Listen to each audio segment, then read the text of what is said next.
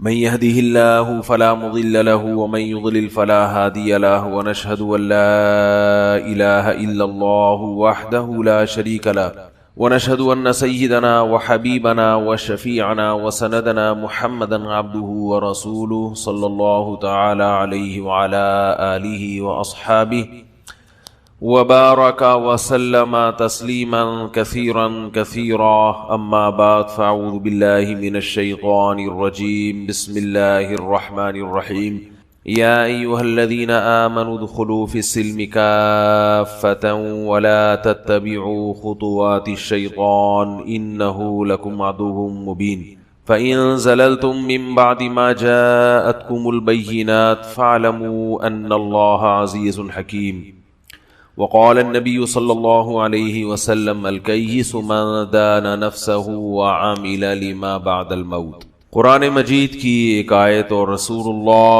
صلی اللہ علیہ وسلم کی ایک حدیث پڑھی ہے۔ دعا ہے اللہ تعالیٰ صحیح طرح سے بات کہنے کی، سننے کی، سمجھنے کی اور پھر عمل کی توفیق عطا فرمائے۔ جمعے کے دن جو بیان ہوتا ہے وہ میرا بہت ہی آرام سے ٹھہر ٹھہر کے ہوتا ہے۔ اس کی وجہ یہ ہے کہ پبلک کو جلدی نہیں ہوتی۔ لوگوں کو پتہ ہے کہ جمعے کی نماز سے پہلے تو ہم گھر جا نہیں سکتے، اس لیے بڑے امن اور شانتی کے ساتھ تمیز سے۔ یہ امن اور شانتی پہ بھی یاد آیا، لوگ اس پہ بھی اعتراض کرتے ہیں یہ ہندی الفاظ آپ کہاں سے سیکھتے ہیں۔ یہ بھی اعتراض کرتے ہیں کہ ہندی الفاظ بولتے کیوں ہیں، تو کوئی جواب نہیں ہے اس کا۔ ہر بات کا جواب دیں تو پھر اس پر اعتراض، پھر جواب دیں تو پھر اس پر اعتراض۔ جب سوال پیدا ہوتا ہے پھر جب یہ جواب دینا نہیں تھا تو اعتراض چھیڑنے کی ضرورت کیا تھی؟ اس کا جواب میں دوں گا ضرور، یہ بتانے کے لیے کہ معترضین جو ہے نا، اعتراض کرنے والے، وہ توپیں لے کے بیٹھے رہتے ہیں، کچھ بھی نکل جائے تو انہوں نے ایک کمنٹ میں نیگیٹو ڈال دینا ہے۔ کیا ہو گیا؟ ہندی الفاظ چمتکار، ٹھیک ہے نا، مزہ آ رہا ہے کہ نہیں آ رہا؟ چمتکار۔ تو انگلش کے استعمال پر لوگوں کا اعتراض نہیں ہوتا، ہندی تو پھر بھی اردو سے ملتی جلتی ہے، ہم لوگ ہندوستان میں اکٹھے رہے ہندو مسلم، تو اس ہندی کے استعمال پہ اعتراض ہو رہا ہے، انگلش اردو میں داخل ہوتی چلی جا رہی ہے، اس پہ اعتراض نہیں ہو رہا۔ تو ایسا کریں گے تو کوئی بھی نہیں آئے گا بھائی، اتنی سختی کی ضرورت نہیں ہے۔ تو میں نے جو قرآن مجید کی آیات پڑھی ہیں، اے ایمان والو اسلام میں مکمل داخل ہو جاؤ۔ مسئلہ سارا یہی ہے، قرآن مجید کہیں تو عام انسانوں کو خطاب کرتا ہے کہ اسلام میں داخل ہو جاؤ، اور اسلام میں داخلے کا مطلب کیا ہے؟ اپنے عقیدے کو درست کر لو، اپنے اعمال کو درست کر لو، اللہ کے وجود پر ایمان لے آؤ، اللہ کی توحید پر ایمان لے آؤ، مان لو کہ اللہ ہے۔ افی اللہ شک فاطر السماوات والارض، بھلا اس اللہ میں شک کرتے ہو جس نے آسمانوں اور زمین کو بنایا۔ قرآن کا انداز دیکھیے، قرآن جب دلیل دیتا ہے تو اس کا انداز منطقی نہیں ہوتا، ریاضی کی طرح کیلکولیشن والا انداز نہیں ہوتا قرآن کا۔ جیسے آپ بتائیں نا، 2 اور 2 کیا ہوتے ہیں؟ 4۔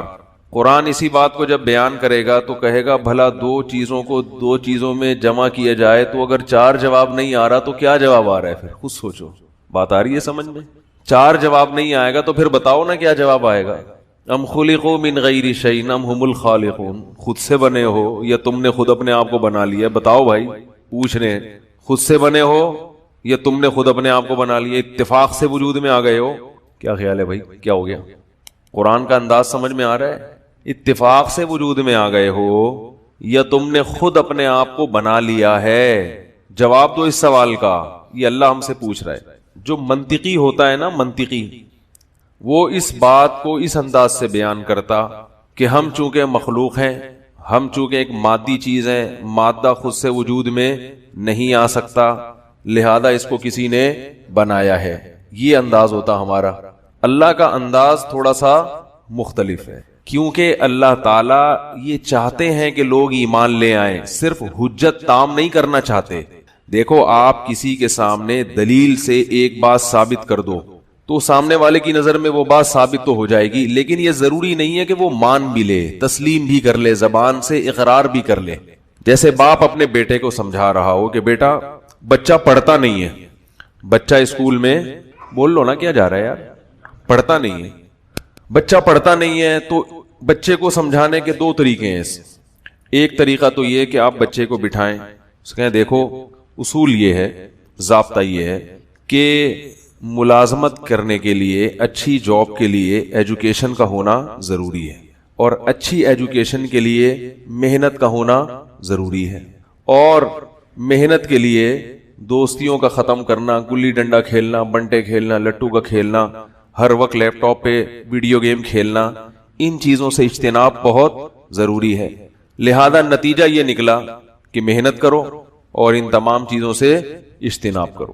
دلیل سے آپ نے بچے کے سامنے واضح کر لیا، لیکن بچے کو نظریہ تو درست ہو جائے گا کہ بھئی ایسا ہونا چاہیے، لیکن محض اس تقریر سے بچہ محنت پر آمادہ نہیں ہوگا۔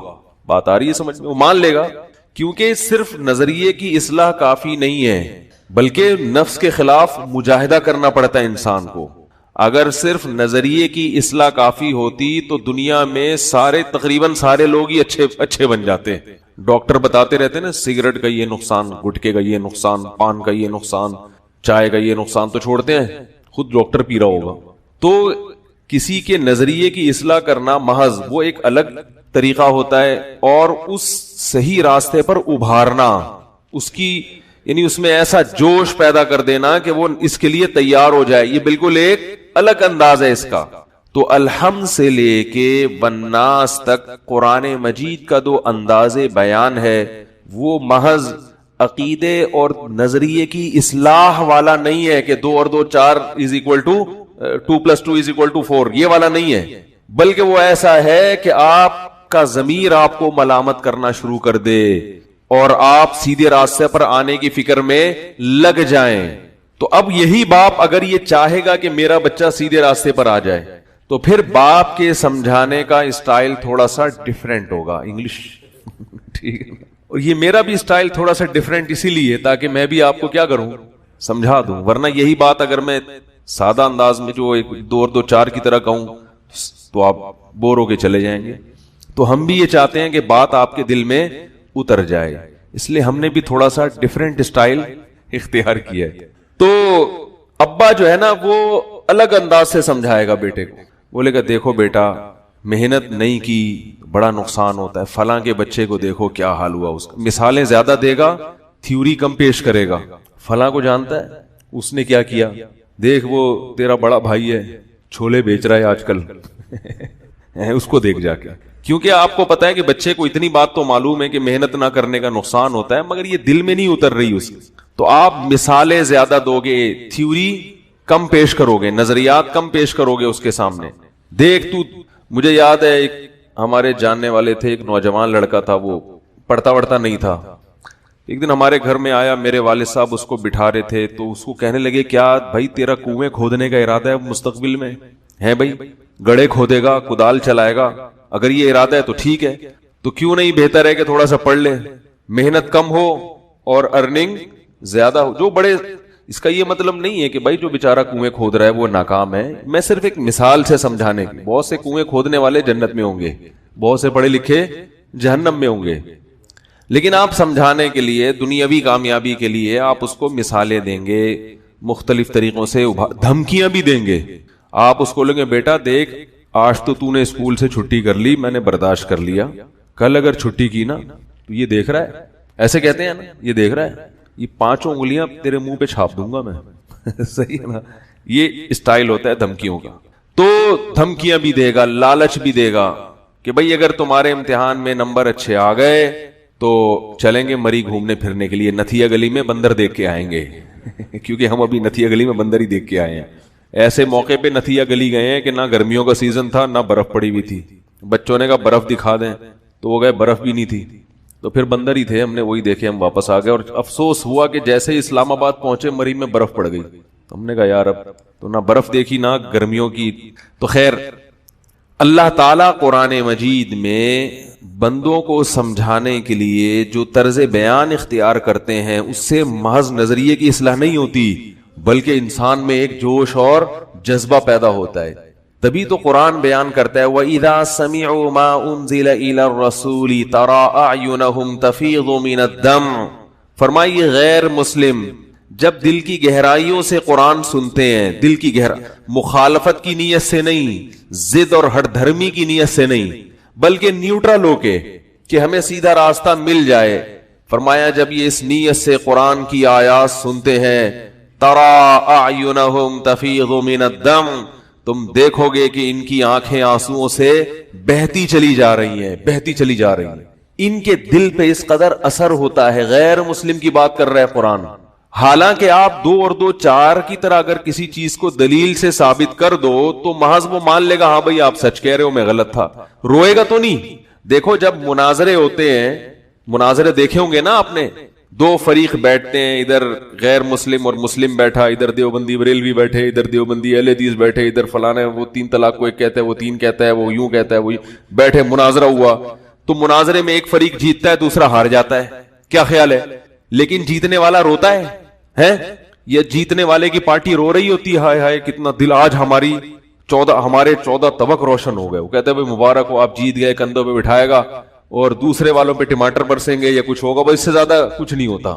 مناظرے میں جب آپ جیتتے ہیں تو کوئی روحانی کیفیات نہیں ہوتی، بلکہ روحانیت کا بیڑا غرق ہو جاتا ہے. روحانیت کا کیا ہو جاتا ہے؟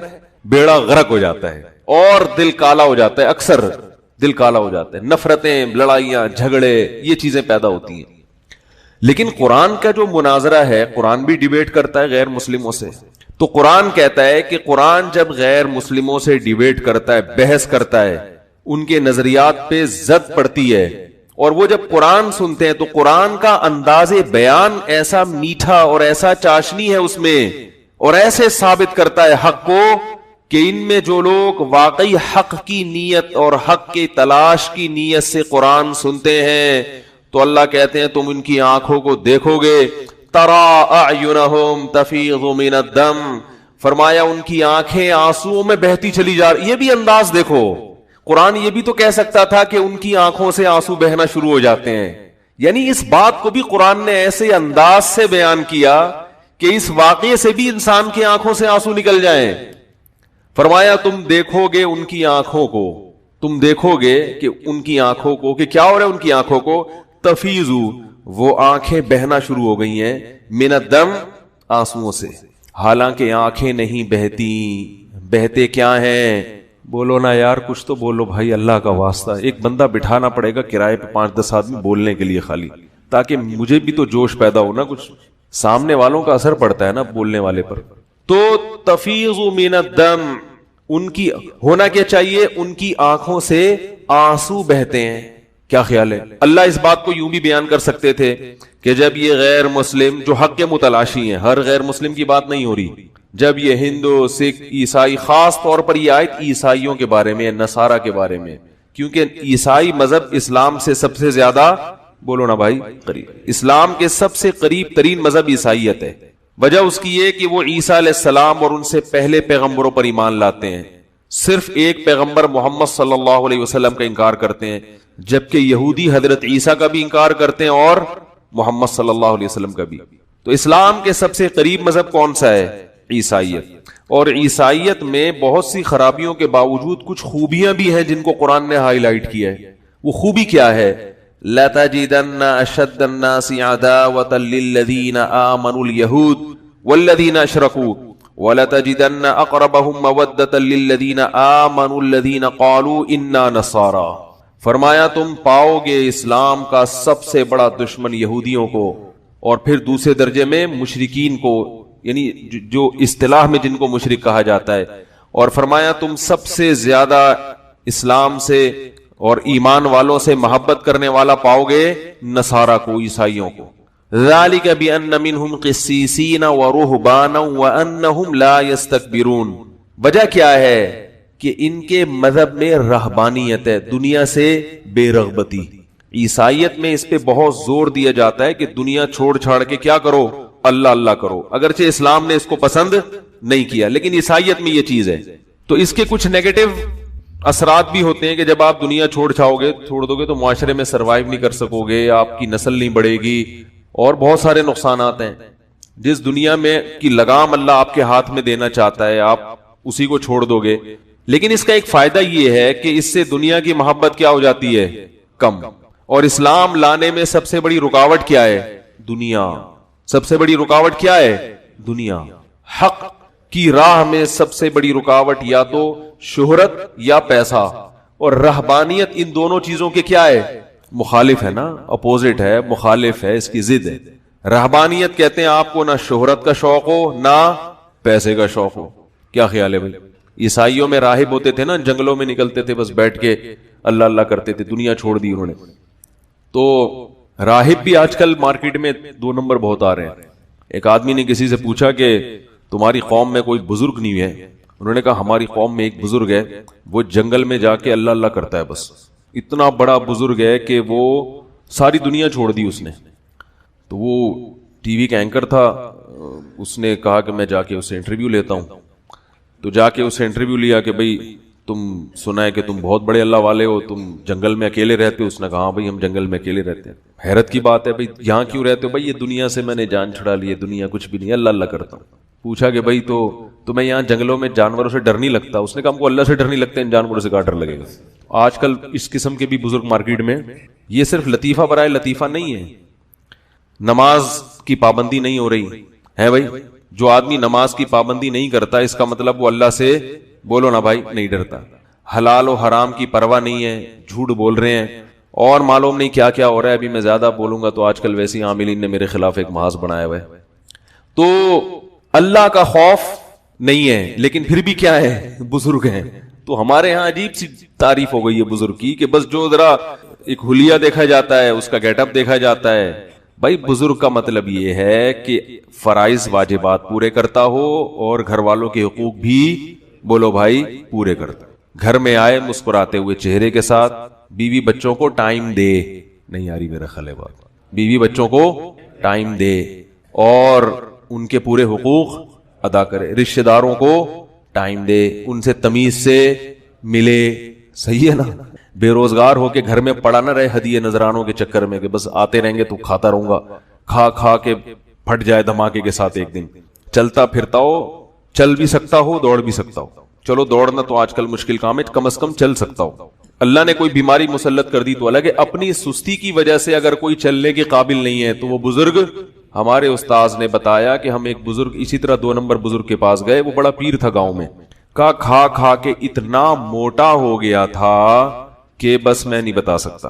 بس آپ یہ سمجھیں کہ اس کو معذرت کے ساتھ، افسوس کے ساتھ کہنا پڑتا ہے، ایک تھوڑی سی نازیبہ بات ہے، گیس پاس کرنے کے لیے، انگلش میں اس لیے کہہ رہا ہوں تاکہ جتنی تہذیب سے بات ہو سکتی ہو، باقاعدہ مرید ایک پورشن اٹھاتے تھے اس کا، ٹھیک ہے نا، پھر گیس خارج ہوتی تھی۔ اتنا وزن بڑھ چکا تھا، ایک تو وزن بیماری سے بڑھتا ہے، کچھ نیچرل قدرت کی طرف سے وزن زیادہ ہوتا ہے۔ بڑے بڑے بزرگ ایسے ہیں جن کا وزن بہت زیادہ تھا، حالانکہ وہ زیادہ کھاتے نہیں تھے۔ میں اس وزن کی بات کر رہا ہوں جو سستی اور حرام خوری کی وجہ سے بڑھ گیا ہو۔ ایسا وزن بڑھنا اسلام میں پسندیدہ نہیں ہے۔ تو اس کو بھی لوگ کیا سمجھتے ہیں؟ بزرگ کے ہل ہی نہیں سکتے، اتنے نیک ہیں کہ یہ، اور جو پھرتی سے چل رہا ہے، ادھر جا رہا ادھر جا رہا، اس کو لگتا ہے یہ کیا ہے، یہ کوئی بزرگ ہے؟ تو پتہ نہیں کیا دماغ میں تصور بٹھا لیا دینداری کا۔ اللہ کے بندو، صحابہ کی زندگی دیکھو کیسے چست تھے۔ ابھی ہم دوبارہ ایک ڈیجیٹل خانقاہ کروانے والے ہیں، سردیوں میں آپ کو سمندر میں انشاءاللہ لے کے جائیں گے اور بھگائیں گے۔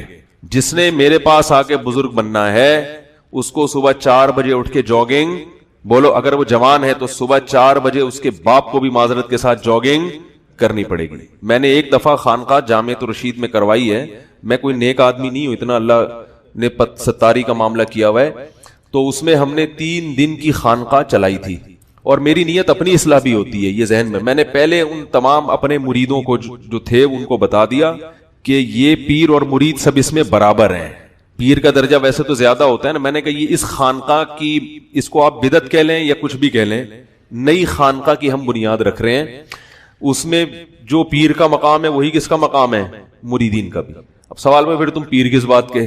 بھائی ہم ذمہ دار ہیں، امیر ہیں بھائی، جب بھی ایک جماعت ہوتی ہے تو ایک امیر ہوتا ہے نا، تو ہم اس لحاظ سے اپنے آپ کو پیر کہتے، کیونکہ پیر نہیں کہوں گا تو پھر مانیں گے نہیں لوگ، امیر کی نہیں مانتے، پیر کی مان لیتے ہیں لوگ، جب جس کو پیر نہیں مانتے نا اس کی مانتے نہیں ہیں، تو اس لیے میں نے کہا فرض یہی کریں کہ میں کیا ہوں؟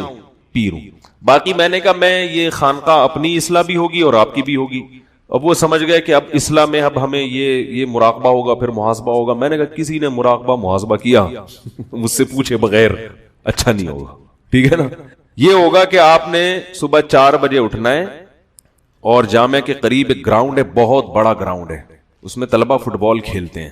اس گراؤنڈ میں آپ کو صبح 4 بجے جاگنگ کرنی پڑے گی, میں بھی کروں گا آپ کے ساتھ, میں اپنی اصلاح کے لیے, کہ تاکہ مجھے بھی تو ضرورت ہے نا کہ بھئی اصلاح ہو. تو کہہ رہے یہ کون سی اصلاح ہو رہی ہے صبح جاگنگ؟ اصلاح تو یہ ہوتی ہے گناہوں کے خلاف بیاناتوں, بد نظری کے خلاف بیانات. میں نے کہا جب تمیز کی زندگی گزارو گے نا, جب تمیز کی زندگی گزارو گے تو گناہ بھی انشاءاللہ بولو بھائی چھوٹیں گے. جو پوستیوں کی طرح 3 بجے سوتا ہے 12 بجے اٹھتا ہے تو وہ نہیں گناہ چھوڑتا, سمجھ رہے ہو, وہ بہت مشکل ہوتا ہے. تمیز کی زندگی ہوگی تو خود بخود انشاءاللہ گناہوں سے اللہ بچنے کی توفیق. یہ یاد رکھیں جب انسان کی صحت اچھی نہیں ہوتی نا, ڈپریشن میں جاتا ہے, پھر ڈپریشن سے بچنے کے لیے گٹکا بھی کھائے گا, چرس بھی پیے گا, اور فلمیں بھی دیکھے گا, الٹی سیدھی بےہودہ چیزیں بھی دیکھے گا, اور بدتمیزی بھی کرے گا, بد اخلاقی سے بھی رہے گا. تو میں نے ان کو صبح 4 بجے اٹھا کے جب بھگایا ہے تو بہت افسوس کے ساتھ یہ کہنا پڑتا تھا کہ چند کو چھوڑ کر اکثریت چل نہیں سکتی تھی, دوڑنا تو دور کی بات. پھر ہم نے ان کو بھگایا, ہم نے کہا تھوڑا سا اسپیڈ مارو, تو 3 دن ان کو بھگایا ہے. تو بھاگو, تھوڑا سا اسٹیمنا پیدا ہو. اللہ کا کتا پیچھے پڑ گیا تو کیا کرو گے ہے بھائی, کتا پیچھے پڑ گیا تو کیا کرو گے. بچپن میں بس جو گھنٹی بجا کے بھاگنے میں ماہر نا, وہ تو اس کو تو آتا ہے بھاگنا, باقیوں کو بھاگنا ہی نہیں آتا. تو وہ اللہ کا شکر ہے بڑی اچھی خانقاہ رہی, اس میں تہجد بھی تھی, ذکر اذکار بھی تھا, کیونکہ صرف بھاگنا کافی نہیں ہے, وہ انگریز ہم سے زیادہ بھاگ لیتے ہیں, لیکن ان چیزوں کے ساتھ ہونا چاہیے. یہ جو ایک سسٹم ہمارے ہاں بن گیا ہے کہ بس پڑھ جاؤ, دیندار معذرت کے ساتھ مجھ سمیت میں بھی نالائق ہوں, جتنا دیندار ہوگا معاشرے میں اتنا سست مشہور ہوگا, اتنا سست مشہور ہوگا. آج کل ایسا کچھ سیٹ اپ چل رہا ہے, ہلتے ہی نہیں ہے. میرے پاس لوگ شکایتیں لے کے آتے ہیں کہ ہمارا یہ بچہ, ہم نے اس کو کالج میں داخل کیا, یہ یونیورسٹی میں پڑھ رہا ہے, یہ اتنا چست ہے, یہ مولوی بن رہا ہے, یہ کیا ہو گیا, اٹھتا ہی نہیں ہے, اس کو پولیس بلوانی پڑتی ہے اٹھانے کے لیے, ہے بھائی. یہ تبلیغ میں چلا گیا, یہ سست ہو گیا.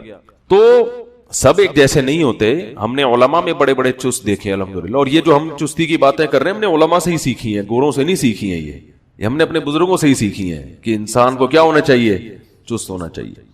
تو خیر, تو میں یہ کر رہا تھا, دیکھو قرآن مجید غیر مسلموں کے بارے میں بیان کر رہا ہے.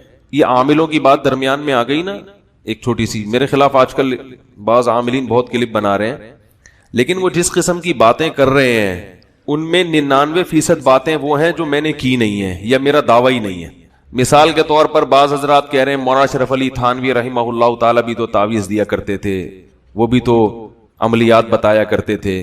تو بھائی تعویذ تو میں خود بھی دے دیتا ہوں, میرے شیخ حضرت مفتی رشید احمد صاحب بھی دے دیا کرتے تھے. میں اپنے بچوں کو کبھی تعویذ نہیں لٹکاتا, لیکن ہر ایک کا ایمان کا معیار ایک جیسا, توکل ایک جیسا نہیں ہوتا. دے دیتا ہوں کبھی کوئی مجبوری میں آئے. سوال یہ پیدا ہوتا ہے کیا مولانا اشرف علی تھانوی عامل تھے؟ کیا وہ عامل تھے؟ وہ عامل نہیں تھے. حضرت مولانا روحانی بازی رحمہ اللہ تعالی تعویذ دیا کرتے تھے مگر عامل نہیں تھے. تو رقیہ کے ہم قائل ہیں, رقیہ تو قرآن و سنت سے, اور اس پر تو میں نے بیان کیا ہے. میرے تو جادو کی حقیقت پر ایک بیان ہے کہ جادو کی 2 قسمیں ہیں, سمجھ رہے ہیں, جادو کیا کیسے جاتا ہے, پورا وہ بیان آپ سنیں. نہ میں جادو کا منکر ہوں, نہ میں روحانی علاج کا فی نفسی ہی منکر ہوں. میں تو ان 2 نمبر عاملوں کے خلاف ہوں جنہوں نے قوم کو الو بنایا ہوا ہے, اور ایسا الو بنایا ہے کہ اللہ جن میرے پاس ہر قسم کی کالز آتی ہیں جو گھروں کو تباہ کیا ہے, برباد کیا ان لوگوں نے.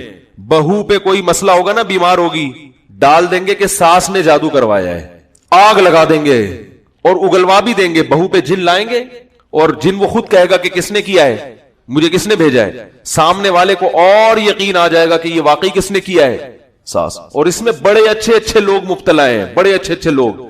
تو اس لیے ہم اس کی مخالفت کرتے ہیں. تو سوکن کا مسئلہ ہوگا تو سوکن پہ ڈال دیں گے. عورت پہلے ہی اپنے سوکن سے تھوڑی سی کھچی بھی رہتی ہے, اور اگر اسے کوئی پرابلم ہوئی اور عامل نے کہہ دیا کہ یہ کس نے کی ہے, اور جن سے جنات جھوٹ بولتے ہیں. بہت سی مرتبہ تو جن ہوتا نہیں, مسمرزم کر کے دماغ پڑتے ہیں اس کا.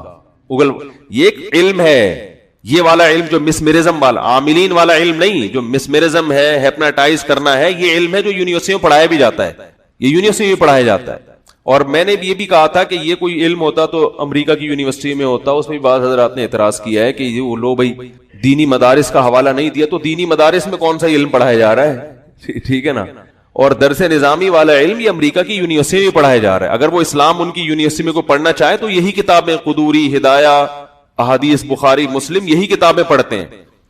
تو چونکہ ایک گراؤنڈ ریئلٹی ہم دیکھ رہے ہیں کہ کس طرح آپس میں لڑوا دیا ہے, گھر برباد کر دیے, تباہ کر دیے, اور فلاں کا کیس فلاں پہ ڈال دیا. ایک صاحب نے بتایا کہ میں نے کسی خاتون سے نکاح کا ارادہ کیا, میری والدہ نہیں چاہتی تھی وہاں نکاح, وہ کسی عامل کے پاس گئیں, عامل سے جا کے کہا کہ آپ کچھ کریں اور یہ رشتہ ٹوٹ جائے. تو ان صاحب نے بتایا کہ اس عامل نے دے دیا ہوگا کوئی تعویذ وغیرہ. کہہ رہے میرے پاس فون آیا کچھ دنوں کے بعد ایک صاحب کا, اور کہنے لگا کہ آپ جس خاتون سے نکاح کرنا چاہتے ہیں وہ مجھے لائک کرتی ہیں, میں اسے لائک کرتا ہوں, ہم دونوں کی آپس میں بڑی ریلیشن ہے, آپ درمیان سے ہٹ جائیں. تو وہ صاحب کہتے ہیں میں نے کہا کہ اس خاتون نے تو, لڑکی نے تو مجھے کبھی نہیں کہا وہ بیچاری شریف لڑکی ہے, وہ اپنے ماں باپ سے ڈرتی ہے, وہ آپ کو نہیں کہے گی, وہ آپ کو کبھی بھی خود سے. اصل میں یہ وہ عامل تھا جو منگنی اس طریقے سے, اس نے جو لڑکے کی والدہ سے لڑکی اور لڑکی کی اماں کا نام لیا نا, وہ اس لیے لیا تاکہ وہاں تک پہنچ جاؤں. پھر یہ بندے چھوڑ دیے کہ جا کے کال کروا کے رشتہ کیا کرو, انسان چکر میں تو پڑ جاتا ہے نا. وہ بندہ سمجھدار تھا تو بہرحال جب گہرائی میں گیا تو تحقیق کی تو پتہ چلا, لیکن ہر ایک تحقیق میں جاتا نہیں ہے اور جا سکتا بھی نہیں ہے. تو یہ بڑے مسائل ہیں, اس لیے ہم کہتے ہیں بھائی دم کروانا ہو کسی مسجد کے امام سے جا کے دم کروا لو, ٹھیک ہے نا. اور جنات میں نے بھی اتارے ہیں, اتنا بے وقوف میں بھی نہیں ہوں اس فیلڈ میں جتنا لوگ مجھے سمجھتے ہیں. میں نے بھی جنات اتارے ہیں الحمدللہ, حالانکہ میں عامل نہیں ہوں, ٹھیک ہے نا. تو جن اتارنا یہ اس کا تعلق رقیہ سے ہے کہ آپ کون سے کلمات پڑھ کے پھونک رہے ہیں. قرآن کی آیتیں جو اس کے مناسب ہوں وہ آیتیں خود پڑھ لیں, نہیں تو اس میں مولانا اشرف علی تھانوی رحمۃ اللہ علیہ کا ایک وہ رسالہ ہے, انہوں نے قرآن کی منتخب یا ایسی یا بعض اکابر بزرگوں کے تجربے ہیں کہ یہ والا رقیہ یہ والے کلمات پڑھے جائیں تو اس سے یہ فائدہ ہوتا ہے. تو یہ ٹھیک ہے, اس کے ہم قائل ہیں, تو میں خود کرتا ہوں یہ کام, دم بھی کر دیتا ہوں میں, اگرچہ میں یہ اس لیے لوگوں کو نہیں بتاتا کہ لائن نہ لگ جائے. ایک صاحب لے آئے, ان کی بچی کا پتہ نہیں بھوتھا یہاں سے پھولا ہوا تھا, انہوں نے کہا دم کر دیں. میں نے کہا بھائی میں یہ کام نہیں کرتا, کہا پلیز کر دیں. تو میں نے کر دیا, وہ اللہ کی قدرت ٹھیک ہو گیا. اگلے دن دوسری بچی کو لے آیا, اس کو بھی میں نے کہا بھائی جان ہمارے پاس ان چیزوں کا ٹائم, اور مجھے یہ تو آتا ہی نہیں. تو انہوں نے کہا فائدہ ہو گیا نا, آتا ہو نہ آتا ہو. تو یہ آتا واتا کیا ہوتا ہے. تو دوسرا اس میں انسان کی قوت خیالیہ کا بہت دخل ہوتا ہے, قوت خیالیہ کا, کہ آپ کا کسی پر کتنا یقین ہے. بعض دفعہ ایسا بھی ہوتا ہے, ہمارے بعض اکابر کے ایسے بھی واقعات ہیں, ایک شخص گیا کہ میرا یہ کام نہیں ہو رہا, کچھ کر دیں تعویذ, انہوں نے جان چھڑائی, بھائی نہیں دیتا تعویذ نہیں دیتا. جب پیچھے پڑ گیا تو انہوں نے لکھ دیا تعویذ میں کہ اے اللہ یہ میری جان کو مصیبت بنا ہوا ہے, تو اس کی اس بیماری کو کیا کر دے. ٹھیک ہے, یہ پرچی تھی, بولا گلے میں لٹکا دو, ٹھیک ہو گیا بندہ. اگلے لائے وہی والا دوبارہ چاہیے, وہی والا کیا چاہیے. تو بس اللہ کبھی کسی کی سن لیتا ہے. تو اس میں جو نیک لوگ ہوتے ہیں, جیسے ان کی دعائیں زیادہ قبول ہوتی ہیں, تو ان کے رقیہ میں بھی اللہ نے جب وہ دم کرتے ہیں تو زیادہ قبولیت کا امکان ہوتا ہے. سمجھ رہے ہیں نا. باقی ان چیزوں سے زیادہ ہر بچے کو نظر لگ رہی ہے, ہر ایک پہ جادو ہو رہا ہے, یہ غلو ہے, مبالغہ ہے. میں مانتا ہوں کہ رسول اللہ صلی اللہ علیہ وسلم پہ جادو ہوا, میں مانتا ہوں نبی پہ جادو ہوا. کیوں ہوا؟ علماء نے اس کی حکمت بیان کی ہے. آپ جب کسی چیز میں گھسو تو گہرائی تک جاؤ. حضرت ابو بکر پہ کیوں نہیں ہوا, حضرت عمر پہ کیوں نہیں ہوا؟ یہودیوں نے تو سب پہ کوشش کی ہوگی. تو اتنا آسان نہیں ہے کہ کچھ بھی گھما دے, کسی پہ بھی گھما دے ہو جائے. میں عاملوں سے کہتا ہوں بھائی آپ میرے خلاف جو بول رہے ہیں تو جنات بھیج کے مجھے نقصان پہنچا دو نا, میری زبان بند کروا دو. آپ کے پاس تو ہزاروں لاکھوں کروڑوں جنات ہوتے ہیں, تو یہ کیا بات ہے, نہ کوئی آج تک جن آیا, نہ چڑیل آئی, نہ بھوت آیا. ٹھیک ہے نا, کلپ آ رہے ہیں. اور میں کوئی اگر نیک آدمی ہے, میں بعض عاملوں سے بھی میری دوستی ہے, مجھے پتا یہ نیک لوگ ہیں, میرا ان سے نظریاتی اختلاف اپنی جگہ, لیکن مجھے پتا یہ فراڈی نہیں ہے. ہاں ٹھیک ہے, ممکن ہے ان رائے میں اختلاف تو آپ کا کسی سے بھی ہو سکتا ہے نا, کیونکہ قرآن و سنت تو نہ میرے پاس ہے نہ آپ کے پاس ہے اس معاملے میں. تو اس میں پھر ایک تحقیق تو ہو سکتی ہے, کسی کی تحقیق کچھ اور ہو, آپ کی تحقیق کچھ اور ہو. میرے پاس عامل لوگ بھی آتے ہیں, میں ان سے تمیز سے ان کو چائے پلاتا ہوں, بٹھاتا ہوں, بات کرتا ہوں, کیا خیال ہے. لیکن مجھے اپنا نظریہ تو بیان کرنے کی اجازت ہوگی نا, کیونکہ میں دیکھ رہا ہوں کہ پبلک تباہ ہو رہی ہے, برباد ہو رہی ہے ان چکروں میں. تو عامل لوگ اس میں غلو بہت کرتے ہیں, غلو. جو بھی جا رہا ہے یہ ہے, فلانے نے یہ کر دیا, نظر لگا دی, جن ہو گیا, جادو ہو گیا, چڑیل ہو گئی, بھوت آ گیا, لوگوں کو وہمی بنا دیا ہے. تو اس سے بڑا نقصان ہو رہا ہے. تو کہاں سے کہاں بات چلی جاتی ہے. یہ جو بہت سارے علماء یہ کام, مفتی زرولی صاحب بھی کرتے ہیں, لیکن مفتی زرولی صاحب عامل تبھی میں جو عاملوں کے خلاف اتنی تقریریں ہیں، اس پہ صدقے کے بکرے پہ تو مفتی ظفر علی صاحب کا میرے خلاف بیان آیا، تراویح کی اجرت پر تو آیا، مگر عاملوں کی اتنی تقریروں کے خلاف بھی حضرت مفتی ظفر علی صاحب کا میرے خلاف بیان نہیں آیا، کیونکہ وہ سمجھ رہے ہیں کہ یہ میرے خلاف نہیں بول رہا، ٹھیک ہے نا. حالانکہ وہ بھی رقیہ کرتے ہیں، وہ بھی تعویذ دے دیتے ہیں، اور بہت سے علماء جو دیتے ہیں تعویذ، رقیہ بھی کرتے ہیں، مگر ان کو پتہ ہے کہ میرا بیان ان کے خلاف نہیں ہے، وہ سمجھتے ہیں کہ یہ ہمارے خلاف نہیں بول رہا. تو اس لیے میں ان چیزوں سے آپ کو بچانے کی کوشش کرتا ہوں کہ تمام دوائیں بچوں کی پہنچ سے دور رکھیں، اور استعمال سے قبل بوتل کو اچھی طرح ہلا لیں. پھر بھی آرام نہ آئے تو قریبی معالج سے رجوع کریں، ٹھیک ہے نا. خیر، کہاں سے کہاں بات چلی جاتی ہے یار. ہاں، میں یہ عرض کر رہا تھا، دیکھو قرآن مجید غیر مسلموں کی اس صفت کو بیان کرتا ہے. اس صفت کو بیان بھی کس انداز سے کر رہا ہے، کیسا منظر کھینچا ہے. ہم اس بات کو بیان کرتے، ہم کہتے ہیں بھائی مجھ سے جب کوئی بحث کرتا ہے تو رو پڑتا ہے. ہم کہتے ہیں نا بھائی مجھ سے جب کوئی بحث کرتا ہے تو اتنا متاثر ہوتا ہے کہ رو پڑتا ہے. اس میں مزہ نہیں ہے، چاشنی نہیں ہے، بلاغت نہیں ہے. قرآن کہہ رہا ہے وَإِذَا سَمِعُوا مَا أُنزِلَ إِلَى الرَّسُولِ، جب یہ غیر مسلم جو حق متلاشی ہیں اس کلام کو سنتے ہیں جو رسول پہ نازل کیا گیا آسمان سے، تَرَىٰ أَعْيُنَهُمْ، اے مخاطب، یعنی قرآن کہہ رہا ہے اے وہ شخص جو اس وقت میری آیات کی تلاوت کر رہا ہے، تو نہیں رو رہا، لیکن میں تجھے بتاتا ہوں جن کو طلب ہے وہ ان کی حالت کیا ہوتی ہے، کیونکہ ہم جب تلاوت کر رہے ہوتے ہم تو رو نہیں رہے ہوتے.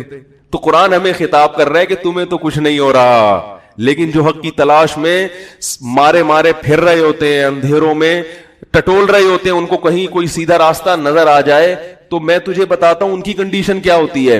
تَرَىٰ أَعْيُنَهُمْ، اے مخاطب تو کبھی جا کے ان کی آنکھوں کی طرف دیکھنا، تو ان کی آنکھوں کو دیکھے گا کہ وہ آنکھیں بہہ رہی ہوں گی. کتنا مبالغہ ہے، کتنا خوبصورت کلام ہے. اس بات کو اس سے زیادہ اچھے انداز سے بیان کرنا ممکن ہے ہی نہیں کہ پڑھنے والا جو ہے نا اس کو خطاب کی تو کبھی جا کے ذرا ان کی آنکھوں کی طرف دیکھنا، تو ذرا جا کے دیکھنا کبھی ان کی آنکھوں کی طرف. تمہیں یقین نہیں آ رہا اس کلام کے برحق ہونے پر، تو ذرا کبھی ان لوگوں کو جا کے دیکھنا جو حق کے متلاشی ہیں. کبھی جا کے دیکھنا جب وہ یہ کلام پڑھتے ہیں یا سنتے ہیں، بلکہ پڑھتے نہیں سنتے، کیونکہ غیر مسلم اکثر قرآن پڑھتے نہیں ہیں. کبھی ادھر سے ریکارڈنگ سن لیتے ہیں، کبھی اتفاق سے ایک بٹن دب گیا انٹرنیٹ پر اور حرم کی تلاوت آ گئی، کبھی تراویح کی تلاوت آ گئی، کبھی اتفاق سے بٹن دب گیا تو کسی قاری کی تلاوت ان کے کان میں پڑ جاتی ہے. فرمایا تفیض اعینہم، کہ تم دیکھو گے کہ ان کی آنکھیں آنسوؤں سے بہہ رہی ہیں. تو یہ مبالغہ ہے کہ اتنا روتے ہیں کہ یہ کہنا ان کے رونے کی توہین ہے کہ آنسو نکل رہے ہیں. آنسو تو ہر ایک کی آنکھوں سے نکل جاتے ہیں، ایسے آنسو بہتے ہیں لگتا ہے کہ آنکھیں بہ پڑیں گی.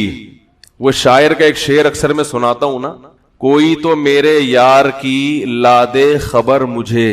عاشق بیٹھا ہوا معشوق کے خیال میں نا کہ بھئی وہ نمبر ہی سم ہی گم ہو گئی ہے. پہلے تو کم از کم ایس ایم ایس پہ پتا چل جاتا تھا کہ کہاں ہے، اب وہ سم ہی کیا ہو گئی، گم ہو گئی. تو شاعر کہہ رہا ہے کوئی تو میرے یار کی لا دے خبر مجھے، اے سیل اشک. اشک آنکھوں کو کہتے ہیں، سیل کا مطلب سیلاب، آنکھوں کا سیلاب، یعنی محبوب کی یاد میں رونے سے جو سیلاب بن گیا ہے نا آنسوؤں کا، تو اے سیل اشک تو ہی بہا دے ادھر مجھے. یعنی میں محبوب کی یاد میں اتنا رو رہا ہوں کہ میرے آنکھوں کا ایک سمندر دریا بن گیا ہے، تو اس دریا سے کہہ رہا ہے کم از کم تو بہا کے مجھے محبوب کی طرف لے جا. وہ ایک نواز دیوبندی ایک بڑے زبردست شاعر ہیں، اسی پر ان کا ایک شعر ہے، وہ اپنے گھر کے دریچوں سے جھانکتا کم ہے. وہ اپنے گھر کے دریچہ کھڑکی کو کہتے ہیں نا، دریچوں سے جھانکتا کم ہے، تعلقات تو اب بھی ہے رابطہ کم ہے. کنیکشن نہیں رہا، باقی دل کا تعلق تو اب بھی. سم تو گم ہو گئی. آپ بولیں گے آپ کو ہماری اندر کی باتیں کہاں سے پتہ، کون بتاتا ہے؟ سم تو گم ہو گئی مگر رابطہ وہ تو قیامت تک رہتا ہے. تو لوگ فون آتے ہیں نا عاشقوں کے، مجھے عشق ہو گیا میں کیا کروں. میں کہتا ہوں سم توڑ دو. جب دریچے بند ہوتے ہیں نا تو تعلقات تو ہوتے ہیں، رابطہ کم ہوتا ہے، لیکن جب رابطہ کم ہوگا تو تعلق بھی آہستہ آہستہ، تعلق بنتا بھی رابطوں سے ہے اور ٹوٹتا بھی رابطے کے ڈسکنیکٹ ہونے سے. تو عشق کا سب سے بہترین علاج یہ ہے کہ جس سے عشق ہوا ہے اس سے ہر قسم کا تعلق، یا تو شادی کر لو، وہ نہیں ہو سکتی تو ہر قسم کا تعلق بولو بھائی ختم. اس کے علاوہ کوئی آپشن نہیں ہے آپ کے پاس. درمیان میں لٹکنے کا آپشن صرف غیر مسلموں کے پاس ہے، مسلمان کے پاس یہ آپشن یا تو ادھر ہو جاؤ یا ختم، تعلق بالکل ختم۔ تو تفیض اعینہم من الدم، اللہ فرماتے ہیں ایسے اتنا روئیں گے، ایسے لگے گا کہ ان کی آنکھیں ان آنسوؤں میں بہہ پڑیں گی، جیسے نجاشی کے ساتھ ہوا۔ نجاشی عیسائی بادشاہ، جب رسول اللہ صلی اللہ علیہ وسلم کے صحابہ ہجرت کر کے گئے ہیں نجاشی کے پاس، غیر مسلم ریاست تھی، صحابہ پناہ لینے کے لیے گئے ہیں غیر مسلم ریاست کے پاس۔ اس سے یہ بھی پتہ چلتا ہے کہ یہ جو ہمارے ہاں افراط و تفریط ہے، بعض لوگ غیر مسلموں کو اس قدر وہ سمجھتے ہیں کہ ہر ایک کو اسلام دشمن بھی سمجھ بیٹھتے ہیں۔ تو غیر مسلموں کی بھی دو قسمیں ہوتی ہیں، ایک اسلام دشمن ہوتے ہیں اور دوسرے اسلام دشمن نہیں ہوتے، نظریاتی اختلاف ہوتا ہے مگر اسلام کی دشمنی نہیں ہوتی۔ تو جن لوگوں کی اسلام سے دشمنی نہیں ہے ان سے لین دین بھی جائز ہے، ان کے ساتھ حسن سلوک کا بھی ہمیں شریعت نے بولو نا بھائی حکم دیا ہے۔ لوگ ہم سے پوچھتے ہیں کہ قربانی کے جانور کا گوشت غیر مسلم کو دینا جائز ہے یا نہیں؟ آپ کے پڑوس میں رہتا ہے تو آپ دیں اس کو، کیونکہ جو شریعت نے پڑوسی کے حقوق بیان کیے ہیں اس میں مسلم اور غیر مسلم کا فرق بولو نا یار نہیں رکھا۔ تو صحابہ کو نبی نے کہاں بھیجا؟ غیر مسلم حکومت تھی عیسائیوں کی۔ اس سے پتہ چلا مدد امریکہ سے بھی لی جا سکتی ہے بوقت ضرورت، سمجھ رہے ہو، انڈیا سے بھی لی جا سکتی ہے۔ جب آپ کسی پوسٹ پہ نہیں ہوتے نا تو پھینکتے ہو یہ کیا کر رہا ہے، وہ اس سے کیوں مل رہا ہے، وہ ڈونلڈ ٹرمپ سے تمیز سے کیوں مل رہا ہے، لیکن جب جو سیاسی لوگ ایسی باتیں جب وہ خود آتے ہیں تو وہ اس سے گلے مل رہے ہوتے ہیں بیٹھ کے، ٹھیک ہے نا؟ تو اس لیے گراؤنڈ ریئلٹی کو دیکھ کے فیصلہ کرنا چاہیے۔ ہاں ایسی دوستی امریکہ سے ہو یا کسی بھی ملک سے جس میں آپ ان کے مفاد کو اپنے مفاد پہ ترجیح دینا شروع کر دیں، یہ اسلام میں جائز بولو بھائی نہیں ہے۔ یہ دوستی تو وہ بھی نہیں کرتے تو ہم کیوں کریں؟ سب سے پہلے ہم اپنے آپ کو دیکھیں گے، اپنی قوم کا خیال کرنا، اپنے لوگوں کا، اپنے ملک کا خیال کرنا یہ پہلے ضروری ہے۔ دوستی کے چکر میں اپنا بیڑا غرق کر دینا، جیسے کوئی آدمی دوستی میں دوستوں پہ خرچ کر رہے اپنی اولاد پہ خرچ نہ کرے، تو یہ دوستی بری کہلائے گی کہ نہیں کہلائے گی؟ کہ آپ سارا دوستوں پہ، لوگ کہتے ہیں نا ایسا نالائق کم بخت جو کماتا ہے سارا دوستوں پہ اڑا دیتا ہے، بیوی بچے بھوکے رہتے ہیں، یہ غلط ہے۔ تو عبداللہ ابن مسعود رضی اللہ تعالی عنہ وہ بھی نجاشی کے پاس گئے جب ہجرت کی ہے۔ نجاشی غیر مسلم تھا مگر اس نے مسلمانوں کو پناہ دی، اس کو اندازہ تھا کہ ان پہ کیا ہو رہا ہے، ظلم۔ اس وقت بھی غیر مسلم دونوں طرح کے ہوتے تھے، ظلم ہو رہا ہے۔ اب دیکھو اس میں تحقیق تھی نا کہ یہ اہل حق بھی ہیں یا نہیں ہے، ایسا تو نہیں کہ میں نے جن کو پناہ دی ہے وہ دہشت گردوں، کیا خیال ہے بھائی؟ وہ غلطی پر ہو، ان کا کنٹری ان کو پکڑنے کی چکر میں، اور میں دہشت گردوں کو کیا کروں؟ بولا یار میں پناہ دینا شروع کر دوں۔ کتنا ذہین آدمی تھا نجاشی، اس نے کہا ہم تحقیق کریں گے، اگر آپ لوگوں پر واقعی ظلم ہوا ہے تو ہم اپنے ملک میں آپ کو ٹھکانہ دیں گے، ظلم نہیں ہوا تو واپس، کیونکہ ایسے تو کوئی بھی بھاگ کے جائے، کوئی جرم کر کے جائے اور کسی بھی ملک میں پناہ لے لے۔ کتنا میں اس کی عقل پہ حیران ہوتا ہوں، غیر مسلم تھا مگر کس قدر تمیز کا انسان تھا، آپ دیکھو کتنی تمیز تھی اس میں۔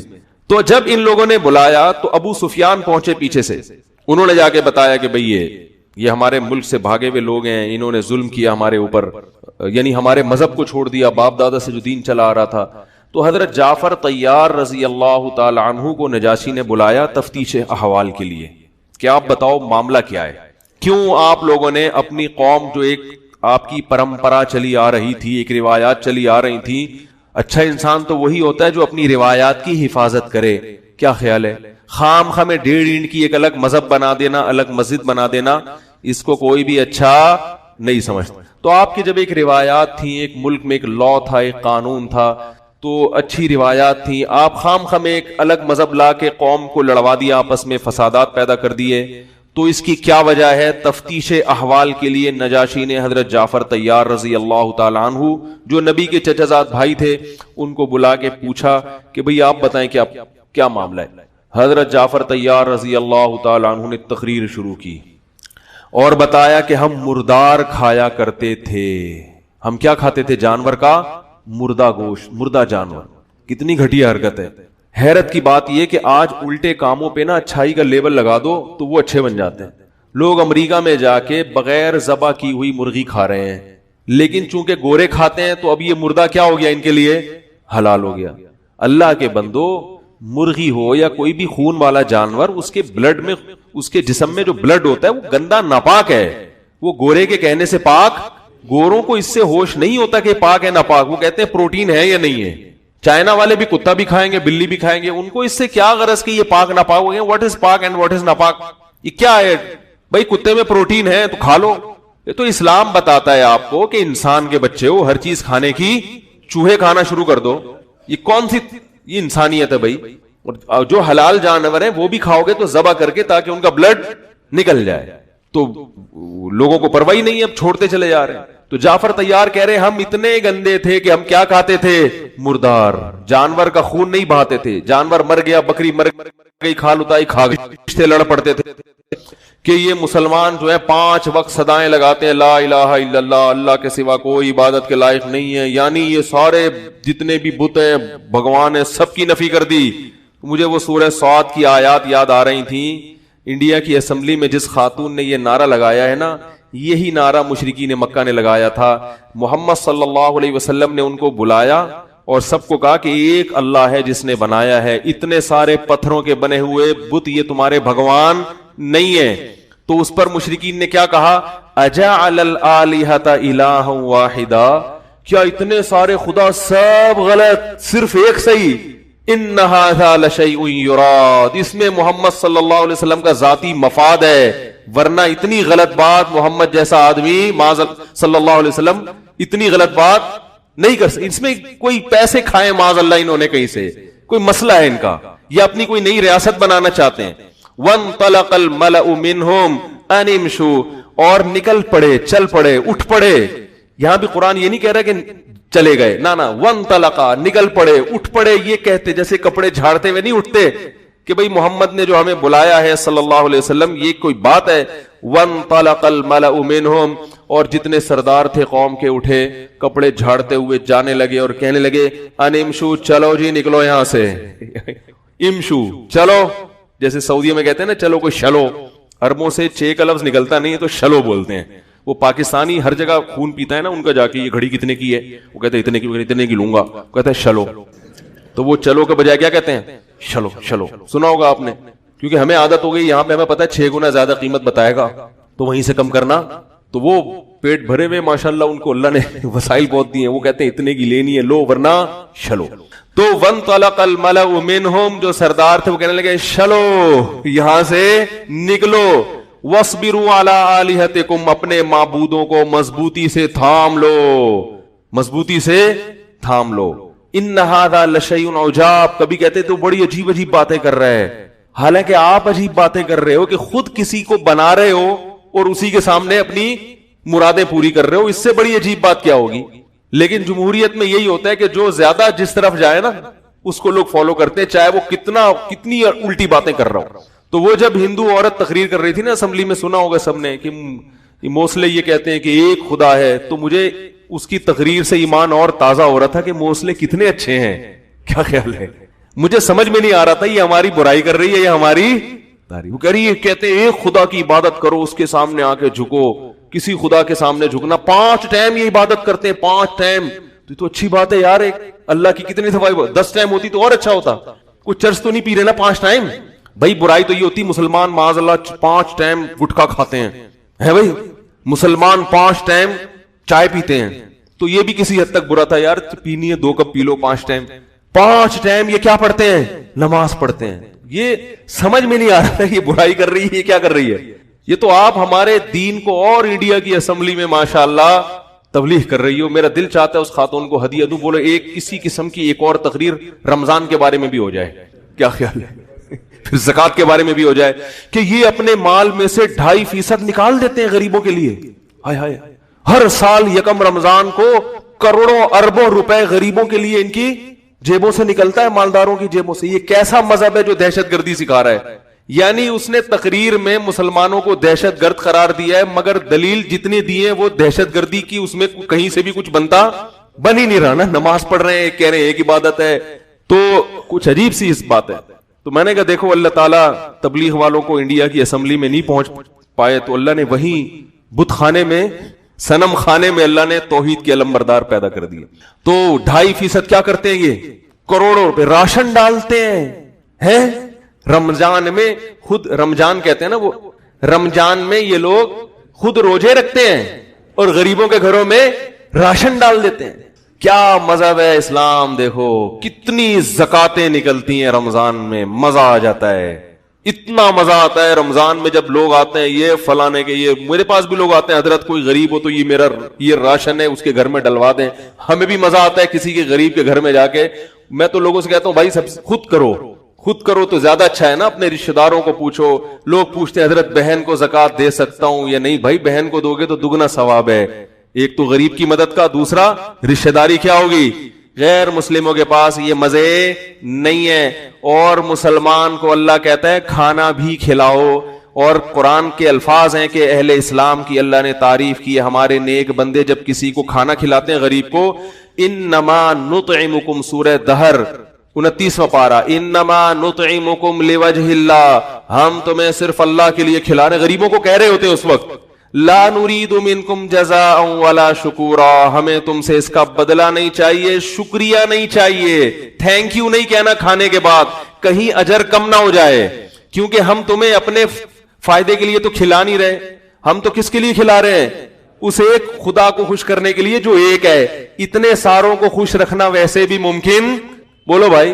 جو بہت سارے بھگوانوں کو مانتا ہے وہ تو بیچارہ ویسے ہی کنفیوز رہے گا کہ پڑوسی کی مدد سے یہ والا بھگوان خوش ہو رہا ہے, یہ وہ والا خوش ہو رہا ہے. اب کوئی اس کو بتائے گا یار پڑوسیوں کے لیے وہ والا بھگوان ہے, بیوی سے اچھا سلوک کے لیے وہ جو ادھر, بیوی سے اچھا سلوک کے لیے جو ہے نا بھگوان, وہ بہت تگڑا قسم کا بھگوان ہونا چاہیے. وہ اتنا ہی تگڑا ہو جتنا تگڑا تمہارا سسرال ہے. اس کے لیے بس کیا بتاؤں میں. پھر میرے خلاف ایک ہندو کا کوئی کلپ نہ آ جائے یار, کلپوں سے ڈر رہا ہوں آج کل میں. تو کتنے سارے ہیں نا.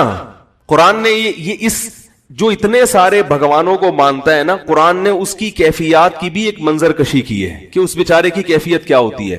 ضرب اللہ مثلا رجلا فیہ شرکاء متشاکسون ورجلا سلما لرجل, فرمایا اللہ بیان کرتا ہے تمہارے لیے خود مثال, تم نہیں سمجھتے تو اللہ ایک مثال بیان کرتا ہے.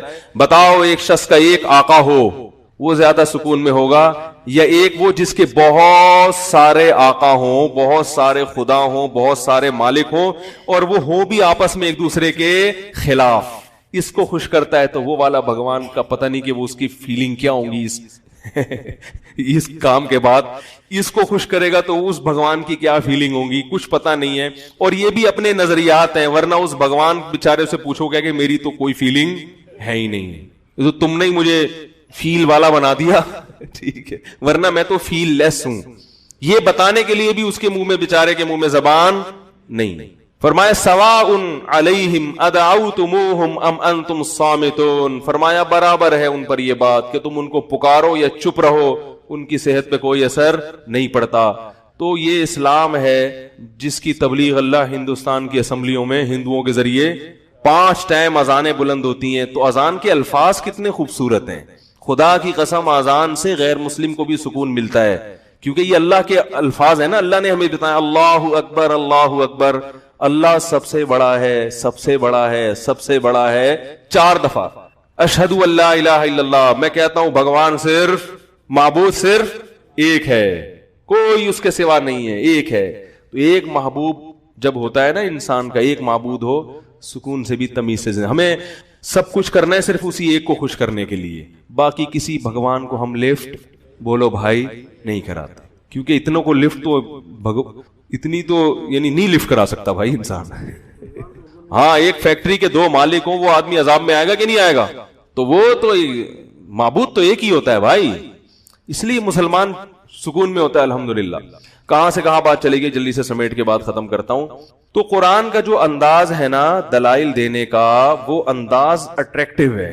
صرف وہ 2 اور 2 4 کی طرح بات بتاتا نہیں ہے, بلکہ دل میں اتارتا ہے دل میں. تو کہاں سے بات شروع ہوئی تھی, ذرا میں اس کو سمیٹ کے ختم کروں. ایک آدمی بتائے ہے, وہ نجاشی کی بات تو تھی, وہ تو جب حضرت جعفر طیار رضی اللہ تعالیٰ عنہ نے اس کو بتایا, نجاشی سے پہلے جو بات شروع ہوئی تھی وہ ہاں پورے اسلام میں داخل ہے. ابھی میں بس کو جلدی سے سمیٹ کے ختم کرتا ہوں, وہ پورا ہو گیا ہے. تو نجاشی کے سامنے حضرت جعفر طیار نے بتایا, ہم ایسے تھے, اتنے خداؤں کو پوچھتے تھے. محمد صلی اللہ علیہ وسلم نے بتایا کہ تمہارا رب صرف ایک ہے جس نے تمہیں بنایا, وہ صرف ایک خدا ہے. تو اور بہت ساری باتیں بتائی. تو نجاشی متاثر ہوا کہ یہ تو صحیح. پھر نجاشی نے کراس کوشچن پوچھے کہ محمد صلی اللہ علیہ وسلم کے آباء و اجداد میں کوئی بادشاہ تو نہیں گزرا؟ کہا نہیں گزرا، کیونکہ جن کے آباء و اجداد میں سیاستدان بادشاہ گزرتے ہیں ان کو بھی سیاست کا شوق. کیا خیال ہے؟ کو پتا میرے دادا علاقے کے ناظم تھے تو میں کیوں نہیں ہوں؟ باپ دادا میں کوئی گزرا ہوتا کونسلر بادشاہ تو ان کو بھی ہم کہتے ہیں سیاست کا شوق ہے، یہ بھی چاہ رہے ہیں کوئی لیڈرشپ آ جائے. دوسرا اس نے کہا ایسا کبھی جھوٹ بولا انہوں نے؟ انہوں نے کہا نہیں. تو اس نے کہا یہ کیسے ہو سکتا ہے؟ ہرقل بادشاہ سے بھی کلام ہوا، اس نے بھی بڑی زبردست تحقیق کی.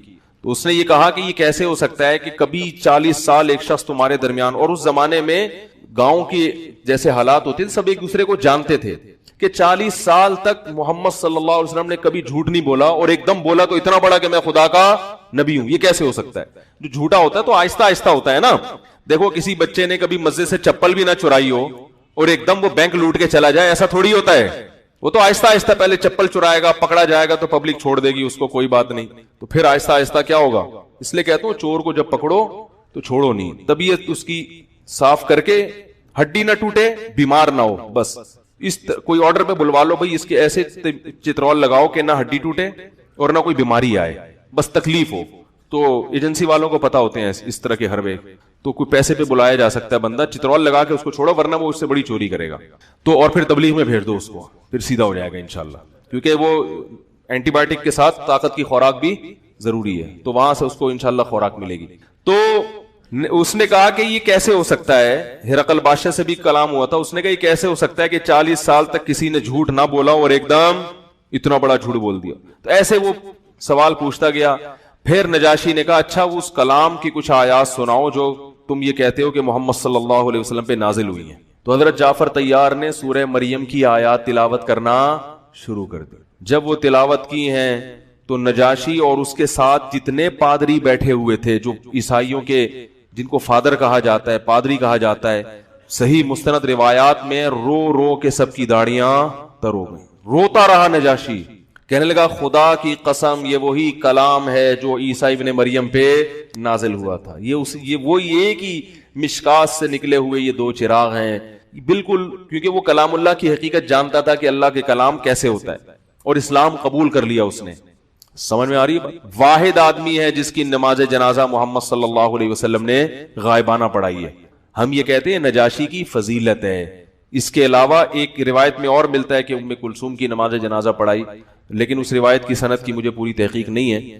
لیکن ہم یہ کہتے ہیں کہ اگر یہ نبی کی غائبانہ نماز جنازہ باقاعدہ سنت ہوتی تو صحابہ اس پر عمل کرتے. کہیں بھی نہیں ہے کہ صحابہ نے کسی غائبانہ نماز جنازہ پڑھائی ہو یا نبی نے اس کے علاوہ کسی کی غائبانہ، حالانکہ کتنے صحابہ دوسرے ملکوں میں شہید ہوئے، خود حضرت جعفر طیار شہید ہوئے غزوہ موتہ میں، مگر آپ نے غائبانہ نماز جنازہ نہیں پڑھائی. تو اس سے پتہ چلتا ہے یہ سنت عمل نہیں ہے. آپ کوئی بھی کہیں بھی جا رہا ہے تو فوراً اس کی غائبانہ نماز جنازہ شروع ہو جاتی ہے. خیر، تو اللہ تعالیٰ نے جو ہے نا قرآن مجید میں ہمیں دونوں طرح سے، غیر مسلموں کے لیے بھی آیات ہیں جن میں بتایا جاتا ہے کہ جو اگر حق کی تلاش ہوگی تو تمہاری یہ کیفیت ہوگی، اور مسلمانوں کے لیے الگ سے آیات. یہ جو میں نے آیات پڑھی تھی مسلمانوں کے لیے، مسلمان غیر مسلم کے لیے مسئلہ ہے کہ وہ اسلام میں داخل نہیں ہو رہا، مسلمان کے لیے مسئلہ ہے کہ وہ آدھا آدھا داخل ہو رہا ہے، پورا داخل بولو نا یار نہیں، تمیز سے اسلام کو فالو کرنے کے لیے تیار نہیں، بس اتنا فالو کرتا ہے اسلام کو جس سے مسلمانوں کے قبرستان میں دفن ہو جائے کہ لوگ کہیں ہاں بھائی مسلمان تھا. کبھی جمعہ پڑھ لیا آ کے، کبھی عید کی نماز پڑھ لی، کچھ روزے بھی رکھ لیے، عبادات میں ڈنڈی مارے گا. پھر معاملات میں تو یعنی آج کا اسلام نے مالی معاملات میں ایک نمبر ہونے کی جتنی تاکید کی ہے اتنی تاکید شاید کسی اور معاملے میں نہ کی. بار بار اسلام کہہ رہے ہیں مالی معاملات کو لکھو. لکھو کیوں؟ تاکہ کسی کا حق کھا نہ جاؤ. حافظے پر اعتماد مت کرو، بھولے سے بھی کسی کا حق کھانے کی اجازت بولو نا بھائی نہیں ہے. معاہدوں کی پابندی کرو، نہیں کرتے. وعدہ خلافی مت کرو. پوری دنیا میں جو مسلمانوں کا امیج جا رہا ہے دنیا کے سامنے وہ پازیٹیو بولو نا یار نہیں، وہ مثبت نہیں جا رہا. خاص طور پر ہمارے تاجر بھائی جو ہیں ان کا تو بہت ہی منفی جا رہا ہے. یعنی کیا کر رہے ہیں، کیا کیا دھوکے ہو رہے ہیں، چونا لگایا جا رہا ہے. ایسے بات کرے گا اپنی چیز بیچنے کے لیے آپ کا گلے ملنے کا دل چاہے گا، یار جس کو چھوڑ تو آ جا میرے ساتھ بھائی ایسی تقریر کرے گا. تو بعد میں دیکھو گے تو کیا ہوگا؟ کچھ بھی نہیں ہوگا. تو زبان صاف ہو. نبی صلی اللہ علیہ وسلم نے فرمایا کچھ بھی گناہ ہو سکتا ہے مسلمان سے, توبہ ہو سکتی ہے, لیکن مسلمان جھوٹ نہیں بول سکتا. آج مائیں اپنے بچوں کو جھوٹ بولنا سکھا رہی ہوتی ہیں اپنے عمل سے. شوہر کے سامنے جھوٹ بول رہی ہے نا, بچی سیکھتی ہے. باپ بیوی کے سامنے جھوٹ بول رہا ہے اور بیٹا سن رہا ہے. بیٹے کو پتا ہے کہ میرے ابا میری امی کو کیا بنا رہا ہے, بے وقوف. پھر آپ 100 دفعہ بیٹے کے سامنے سچ پہ تقریریں کرو, بیٹا آپ سے متاثر نہیں ہوگا, وہ جھوٹ بولے گا. اللہ کے بندو, جھوٹ بولنا ہو تو کم از کم بچوں کے سامنے مت بولا کرو. بچے سیکھتے ہیں. بچوں کو بتاؤ کہ ہمارے ابا نے تو ہم کو سکھا دیا جھوٹ بولنا, ٹھیک ہے, اس لیے ہم بول رہے ہیں, لیکن ہم آپ کو ضروری نہیں ابا نے سکھایا ہو. بعض دفعہ ابا اچھا سکھاتے ہیں, بچہ خود بھی غلط ہوتا ہے بعض دفعہ, لیکن یہ بہت بری حرکت ہے. بچوں سے کبھی جھوٹا وعدہ مت کرو. جیسے آپ نے کہہ دیا, ان کو کوئی تنگ کر رہے ہیں بچے نا, تو آپ نے کہہ دیا اچھا چلو شام کو پارک لے کے جاؤں گا, تو اس کا مطلب ہے آپ کو لے کے جانا ہے. لوگ یہ غلطیاں کر رہے ہوتے ہیں کہ یار ابھی تو ٹہلا دو پھر دیکھیں گے. تو بچہ سمجھ جاتا ہے کہ میرا ابا کی زبان پہ کچھ اور ہوتا ہے, دل میں کچھ اور ہوتا ہے. ہم کوئی بہت نیک آدمی نہیں ہے, بہت ہی نالائق ہیں, لیکن ہمارے بچوں کو میرے بارے میں پتا ہوتا ہے ابا نے بول دیا تو اب ہوگا, تبھی وہ اگلواتے ہیں, اور میں اگلتا نہیں ہوں. حقیقت ہے, وہ اگلواتے ہیں, ابا یہ بولے, میں نہیں بولوں گا. مجھے پتا ہے ابھی کی ٹینشن جو ہے نا یہ کم ہے, لیکن ایک دفعہ بچوں کو جھوٹ بولنے کی عادت پڑ گئی, یہ مسئلہ کیا ہے, یہ زندگی بھر کی ٹینشن. پتہ ہی نہیں چلتا, جھوٹے کی زبان کا کوئی اعتبار ہی نہیں ہے, کب کیا بول دے کب کیا بول دے. تو جھوٹ بول رہے ہیں, سیاستدان بھی جھوٹ بول رہے ہیں, اور مذہبی جو 2 نمبر قسم کے جو ہمارے بعض پیر بنے ہوئے ہیں وہ بھی جھوٹ بول رہے ہیں مریدوں سے. مجھے آج یہ خواب آیا, میں نے نبی کو خواب میں دیکھا, میں نے دیکھا. وہ ایک میں پیر کا واقعہ سناتا ہوں نا. ایک مرید نے آ کے اپنے پیر صاحب سے کہا, پیر صاحب آج میں نے خواب دیکھا کہ میری 10 انگلیاں گندگی میں پہانے میں اور آپ کی 10 انگلیاں دیسی گھی میں. تو پیر صاحب نے کہا یہی تو فرق ہے میرے اور تم میں, میری انگلیاں گھی میں, تمہاری انگلیاں گندگی میں, یہی تو فرق ہے. اس نے کہا بھی خواب کمپلیٹ نہیں ہوا ہے. کہ میں نے دیکھا کہ میری انگلیاں آپ چاٹ رہے ہیں, آپ کی انگلیاں میں چاٹ رہا ہوں. سمجھ رہے ہو؟ ایسے پیروں کو اس طرح سے بنایا کرو, کیونکہ فوراً کہہ دیں گے یہ سچا خواب ہے. جب ان سے منہ سے اگلوا لیا سچا خواب ہے پھر کمپلیٹ کرو, کیونکہ پہلے بتا دیا تو فوراً بولیں گے یہ شیطانی وسوسہ ہے, شیطان تمہیں میرے خلاف کیا کر رہا ہے, ورغلا رہا ہے. تو اللہ نے کہا ادخلوا فی السلم کافہ, پورے کے پورے اسلام میں داخل ہو جاؤ. تو ہم پورے اسلام میں داخل ہونے کے لیے تیار نہیں. اسلام میں داڑھی بھی ہے بھائی, ہمت کر کے رکھ لو یار, کیا جا رہا ہے بھائی, یہاں تک بڑھا لو داڑھی. میری تو ہے ہی نہیں نا, اس لیے کیا کروں, اپنے اشارے یہاں تک کر رہا ہے خود کی, یہاں تک ایک مٹھی تو رکھو داڑھی.